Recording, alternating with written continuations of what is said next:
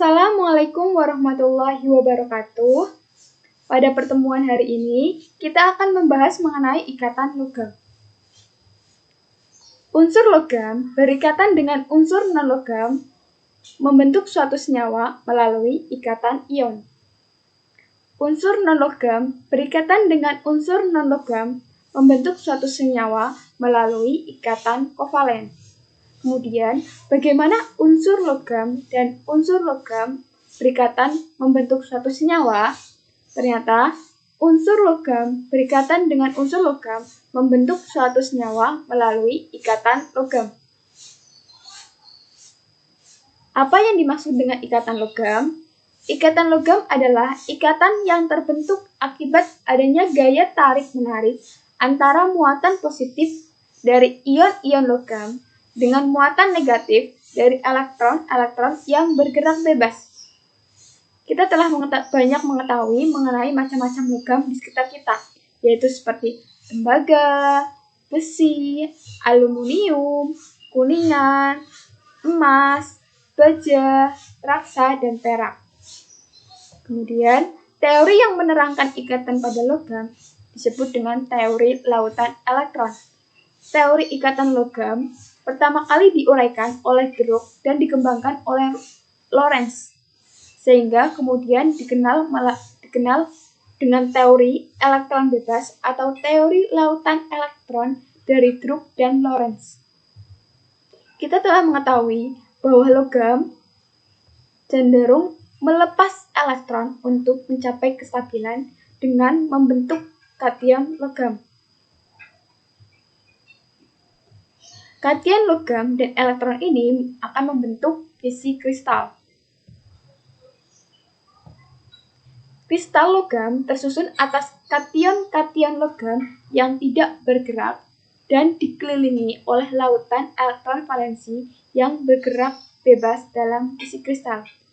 Kita tahu bahwa di sini yang bertanda plus merupakan kation logam, dia tidak bergerak. Akan tetapi yang bulatan hijau ini, dia elektron, dia bergerak bebas.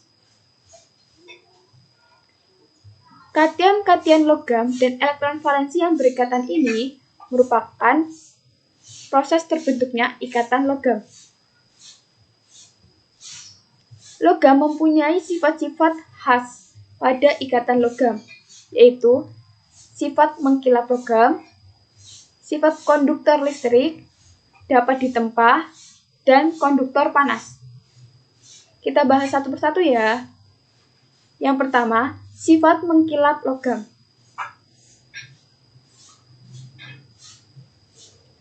Jika cahaya tampak atau visible jatuh pada permukaan logam, sebagian elektron valensi logam akan tereksitasi dan logam atau elektron valensi yang tereksitasi ini akan kembali ke dasar dan membebaskan energi dalam bentuk cahaya atau kilap. Nah, kita tahu. Awalnya dia tereksitasi, kemudian kembali ke dasar, membebaskan energi dalam bentuk cahaya atau kilap. Kemudian, sifat yang kedua yaitu konduktor listrik. Logam merupakan konduktor atau penghantar listrik yang baik. Daya hantar listrik pada logam disebabkan oleh adanya elektron valensi yang bergerak bebas. Jika listrik dialirkan melalui logam, elektron valensi logam akan membawa muatan listrik ke seluruh logam dan bergerak menuju potensial yang lebih rendah, sehingga terjadi aliran listrik dalam logam. Kemudian sifat selanjutnya yaitu dapat ditempa. Nah, kita tahu bahwa logam dapat dibentuk berbagai bentuk seperti teko, panci, perhiasan, atau pagar. Hal ini membuktikan bahwa logam mempunyai sifat yang dapat ditempa. Apa maksud dari dapat ditempa ini? Bagaimana logam bisa mempunyai sifat ini? Nah, jika logam ditempa atau dibelokkan, terjadi pergeseran kation-kation. Tetapi pergeseran ini tidak menyebabkan patah, karena selalu dikelilingi oleh lautan elektron. Nah, logam ditempa, maka kationnya tetap. Dia akan tetap. Yang berubah hanya lautan elektronnya saja. Nah, kemudian berbeda dengan kristal NaCl. Jadi, pada saat kristal NaCl ditekan, terjadi pergeseran kisi. Ditekan, terjadi ketika kristal NaCl ditekan, terjadi pergeseran kisi. Kisi-kisi kation akan bersinggungan dengan kisi-kisi kation lainnya sehingga terjadi tolak-menolak dan menimbulkan perpecahan antar kisi. Ketika ditekan, maka akan terjadi tolak-menolak antara anion dengan anion, kation dengan kation. Hal inilah yang menyebabkan bahwa pada kristal NaCl ini dia rapuh.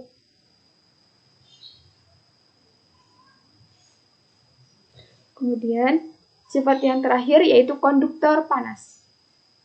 Jika logam menyerap panas, elektron-elektron valensi logam akan bergerak lebih cepat dan kalor dapat didistribusikan ke seluruh kristal logam sehingga logam menjadi panas.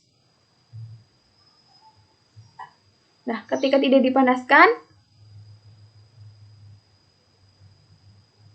di sini ada perbedaan. Ketika tidak dipanaskan, maka elektron atau lautan elektronnya dia bergerak lambat. Nah, ketika dipanaskan, lautan elektronnya dia akan bergerak cepat sehingga panasnya cepat tersebar.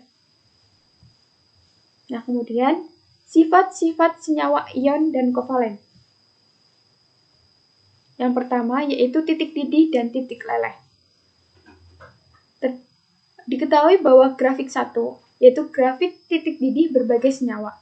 Kita lihat di sini ada titik didih NaCl, CaCl2, MgCl2, HCl, NH3 dan CH4. Nah, berdasarkan grafik 1, 3 senyawa manakah yang mempunyai titik didih tertinggi dan terendah? Nah, berdasarkan grafik, titik didih tertinggi yaitu senyawa NaCl, CaCl2 dan MgCl2. Sedangkan titik didih terendah yaitu HCl, NH3, dan CH4. Nah, NaCl, CaCl2, dan MgCl2 merupakan senyawa ion, sedangkan HCl, NH3, dan CH4 merupakan senyawa kovalen. Hal ini membuktikan atau dapat disimpulkan bahwa titik didih senyawa ion lebih besar dari senyawa kovalen. Kemudian, terdapat grafik yang kedua yaitu grafik titik leleh berbagi senyawa, yaitu senyawa NaCl, MgCl2, AlCl3, SiCl4, PCl3, S2Cl2, dan Cl2. Berdasarkan grafik 2, senyawa manakah yang mempunyai titik leleh tertinggi dan terendah? Nah, di sini dapat dilihat bahwa titik leleh tertinggi yaitu NaCl, MgCl2, dan AlCl3. Sedangkan titik leleh terendah yaitu SiCl4, S2Cl2, dan Cl2. Kita dapat melihat bahwa NaCl, MgCl2, dan AlCl3 ini merupakan senyawa ion. Sedangkan SiCl4, S2Cl2, dan Cl2 merupakan senyawa kovalen. Hal ini dapat disimpulkan bahwa titik leleh senyawa ion lebih besar dari senyawa kovalen. Kemudian sifat selanjutnya yaitu daya hantar listrik.